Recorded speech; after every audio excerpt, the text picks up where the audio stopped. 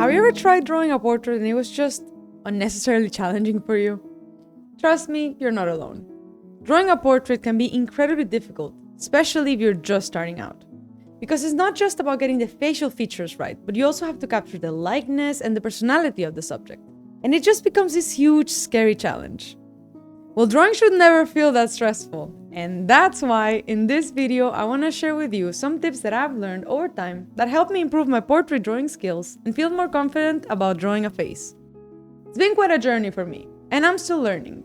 But let me tell you, I've picked up some pretty amazing tips along the way. And today I want to share with you my absolute favorites. So let's get to it. Tip number 1 is fundamental for you to improve your portrait drawings. And that is to spend some time learning about the proportions and the planes of the face. I got this book by the master Andrew Loomis called Drawing the Head and the Hands. I have a link in the description if you're interested. In this book, he says that drawing a head effectively is a matter of interpreting form correctly in its proportion, perspective, and lighting. And that all the other qualities, like your drawing looking alive, enter the drawing as a result of the way that we interpret the form.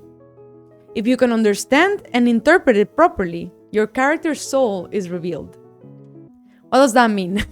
Well, you know those portraits that look just like they're alive on the page? Those ones where you can really see and feel and understand what the character was thinking or even feeling. Well, they seem alive as a result of the understanding that the artist has of proportion, lighting, and anatomy.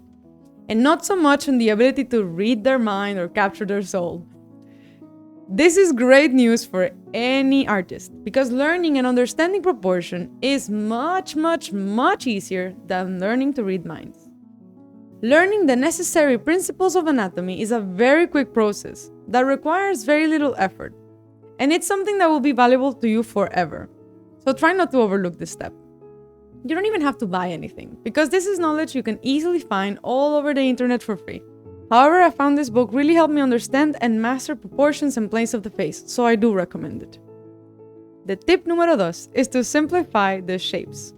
So instead of just starting immediately with all the details possible, start with the biggest general shapes. This can help you understand the structure of the face better and make it easier for you to create a realistic portrait.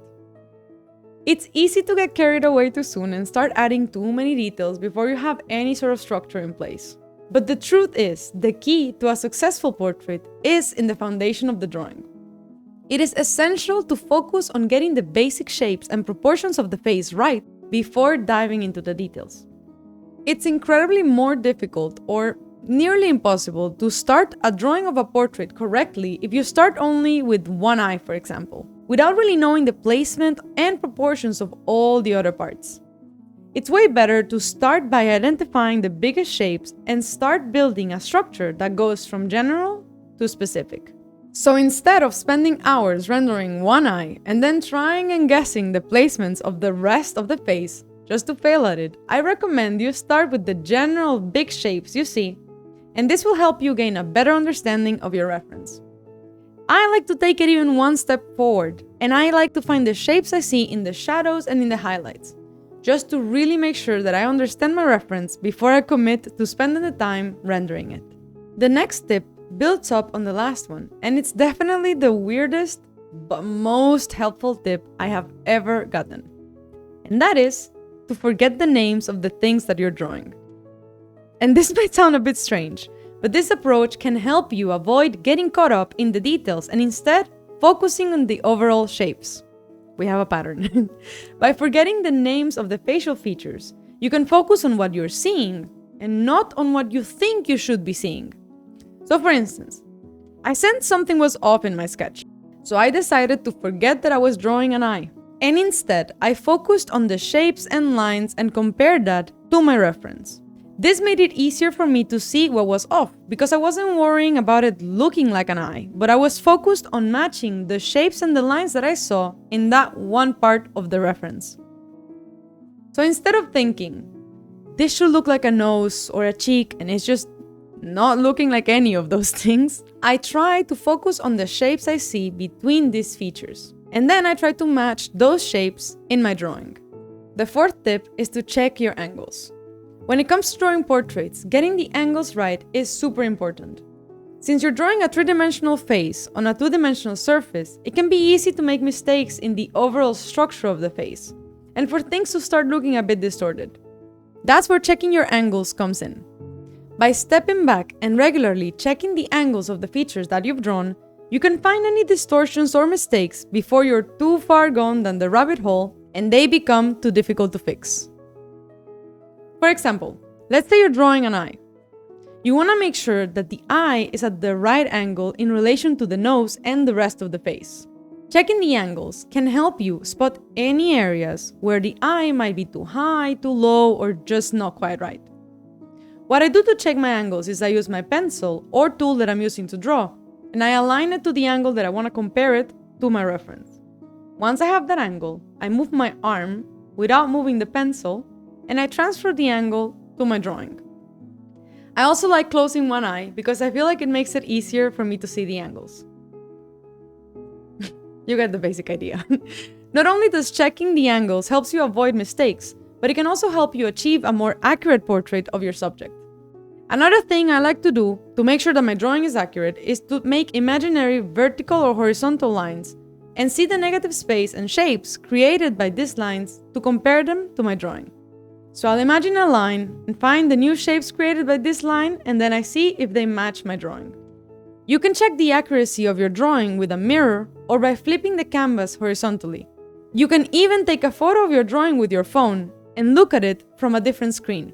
This helps you to see the drawing from a fresh perspective and spot any mistakes that might have not been visible to you before.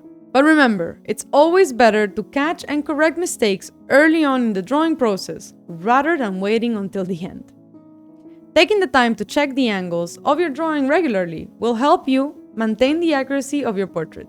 And the fifth tip is to not rush into color.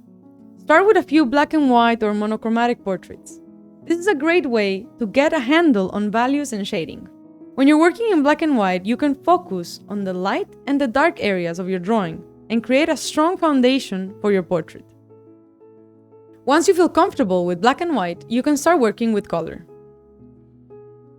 Working like this makes it easier for you to improve your skills because you have one less thing to focus on, which is color.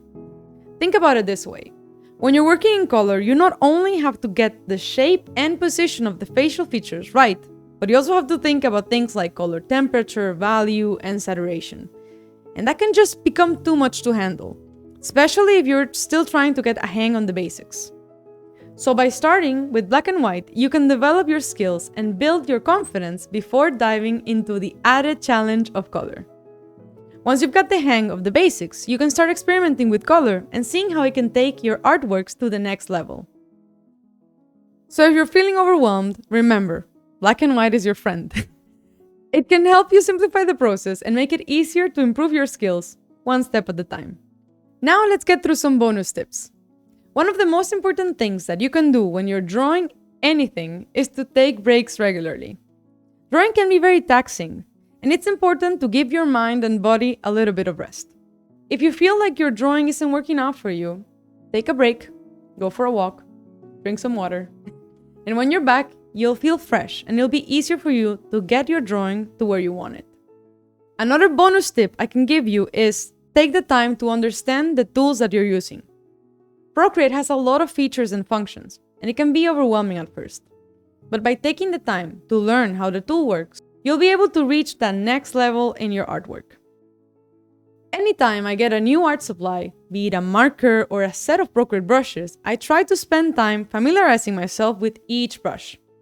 So I spend time trying everything out and doodling to see how I feel with each brush, how they work, and what they can do for me, before I attempt to go for a more challenging illustration. I'm an overachiever by nature, so I decided to create my own set of brushes with everything that I might need to draw portraits in Procreate.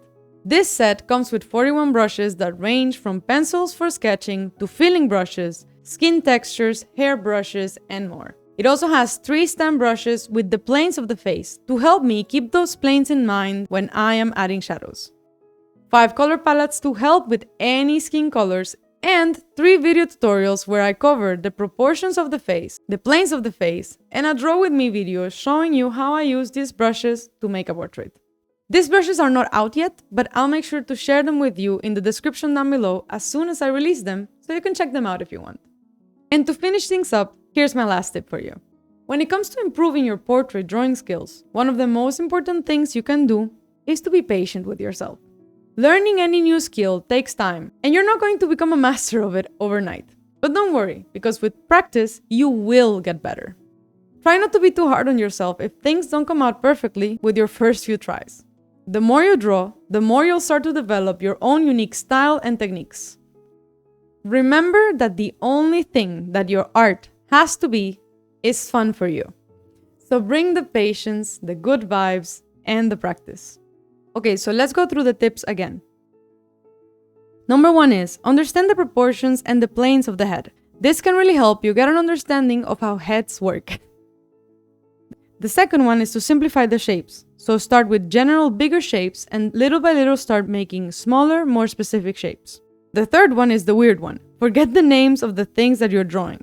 This can take the pressure of whatever you're drawing because you're not going to be thinking, this needs to look like an eye and it's just not looking like an eye, but you can just focus on the shapes that you see in your reference.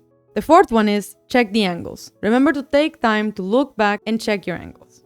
And the fifth one is start working in black and white or monochromatic. Make sure that you understand values before you start to add color into your challenge.